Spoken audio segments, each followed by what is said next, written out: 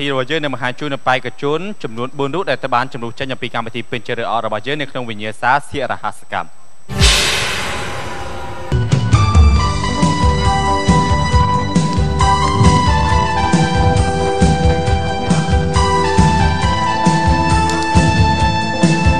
បងសូមបដោជាយោបល់ទៅបងអូនតិច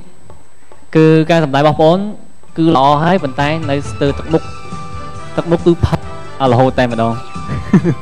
បាទហើយបើសិនជាយើងអាចលេងទឹកមុខឲ្យកម្រើមតិចទៅឲ្យកាន់តែវាមានវិជាប្រភាពល្អណាបងអូនសូមបងអូនបាទកុំសោកស្ដាយណា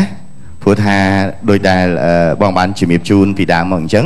គឺបងអូនសម្ដែងបានល្អក៏ប៉ុន្តែបងអូនអត់ទាន់មានចំណុចតាក់ទាញថាមិនដឹងធ្វើម៉េចរកកុហកគេមិនឲ្យគេជឿស្រុងហ្មងទេទទួល My TV ប្រកាសជាមានធ្វើកម្មវិធីនេះម្ដងទៀតដូច្នេះអូននឹងមានឱកាសចូលរួមម្ដងទៀតបងអូននឹងអាចឈានទៅរកការចាជោគជ័យរបស់បងអូនចាអរគុណចេះតែខិតខំបង្កើនសមត្ថភាពជាបន្តចាអូនមានអ្វីនិយាយចុងក្រោយទេបងអូនមានទេអត់ទេណា4បាទពេលខ្ញុំថាឈប់បងឯងថាឈប់បាទឈប់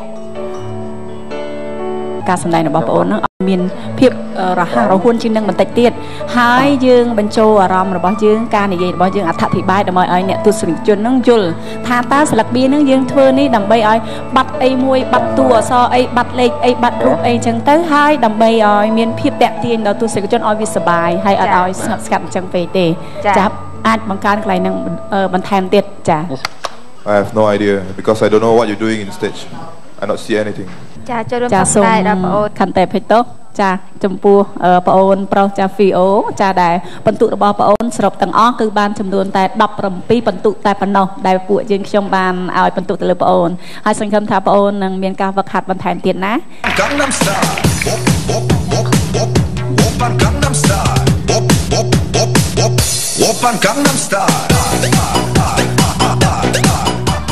យកគួរស្ដាយណាដោយសារtechnique របស់បងអូននៅដដែលហ្នឹងអត់មានអីផ្លាស់ប្ដូរមិនចឹងហ៎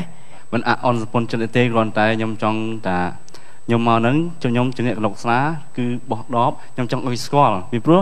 ខ្ញុំមកពេញហ្នឹងខ្ញុំចង់ឲ្យគេស្គាល់ថាខ្ញុំអ្នកកលុកស្នាគឺបែបហ្នឹង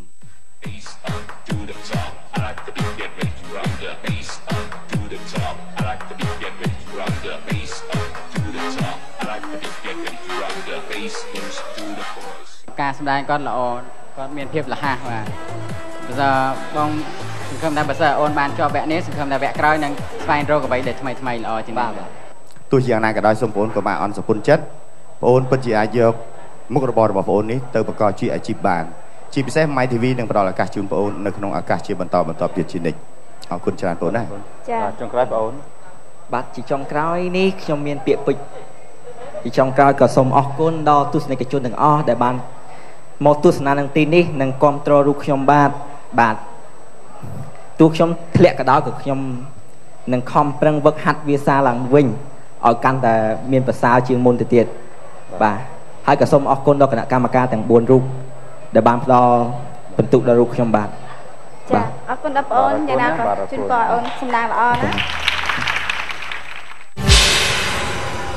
បាទអរគុណវគ្គក្រោយលោកបានជួយជាមួយបេក្ខជនគឺជាបេក្ខនារីចុងក្រោយ2រូបសម្រាប់វិញ្ញាសាសៀករហស្សកម្មអនុញ្ញាតសម្រាប់មួយផ្លេតសិន